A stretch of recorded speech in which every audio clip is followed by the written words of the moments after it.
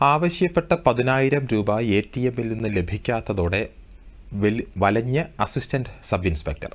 ഉപഭോക്തൃ തർക്ക പരിഹാര കമ്മീഷനിൽ പരാതിപ്പെട്ടതോടെ 40,000 രൂപയാണ് നഷ്ടപരിഹാരമായി ലഭിച്ചത്.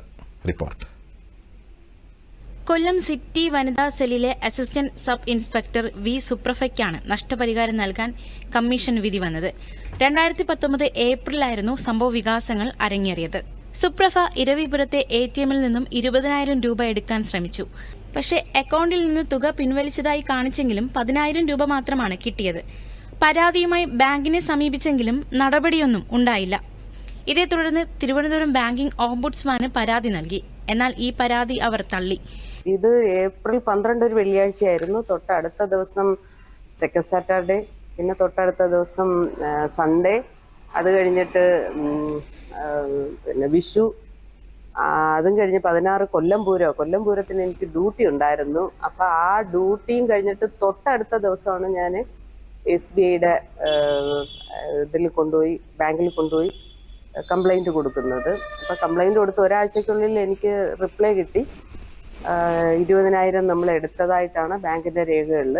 അപ്പം ഒരാഴ്ച കഴിഞ്ഞാൽ റിപ്ലൈ കിട്ടിയെങ്കിൽ ഞാൻ ഒരിക്കൽ കൂടി പിന്നെ ഒരു റിക്വസ്റ്റ് കൊടുത്ത് അതിൽ റിപ്ലൈയും എനിക്ക് അനുകൂലമായൊരു റിപ്ലൈ അല്ലായിരുന്നു ബാങ്ക് തന്നത്. ഞാൻ അങ്ങനെ അതിനുശേഷം ബാങ്കിങ് ഓംബുഡ്സ്മാനെ സമീപിച്ചു. ഓംബുഡ്സ്മാനും എനിക്ക് അനുകൂലമായൊരു റിപ്ലൈ അല്ല തന്നത്. ഞാൻ 20,000 എടുത്തതായിട്ട് തന്നെയാണ് ബാങ്ക് അധികൃതർ ഓംബുഡ്സ്മാന് കൊടുത്തിരിക്കുന്ന മറുപടി എന്നാണ് എനിക്ക് അവിടെ നിന്ന് കിട്ടിയ മറുപടി. പിന്നീട് കൊല്ലം ജില്ലാ ഉപഭോക്തൃ തർക്ക പരിഹാര കമ്മീഷനിൽ പരാതി നൽകി. പരാതിയുടെ അടിസ്ഥാനത്തിൽ ഈ വർഷം മെയ് 8-നാണ് പരാതിക്കാരിക്ക് നഷ്ടപരിഹാരം നൽകാൻ വിധി വന്നത്. മെയ് മാസം 10-ാം തീയതിയോടെ അക്കൗണ്ടിൽ പണമെത്തി. നഷ്ടപ്പെട്ടത് നഷ്ടമാണ് എങ്കിൽ കൂടിയും അത് എങ്ങനെയാണെന്നുള്ളതൊന്ന് വ്യക്തമാവണ്ടേ. അതുകൊണ്ട് തന്നെയാണ് ഞാൻ ഉപഭോക്തൃ തർക്ക പരിഹാര കമ്മീഷനെ സമീപിക്കുന്നത്. എനിക്ക് അനുകൂലമായൊരു വിധിയാണ് അവിടെ നിന്ന് കിട്ടിയിരിക്കുന്നത്. 5 വർഷത്തിന് ശേഷം 40,000 രൂപയാണ് ബാങ്ക് നഷ്ടപരിഹാരമായി തിരിച്ചു നൽകിയത്.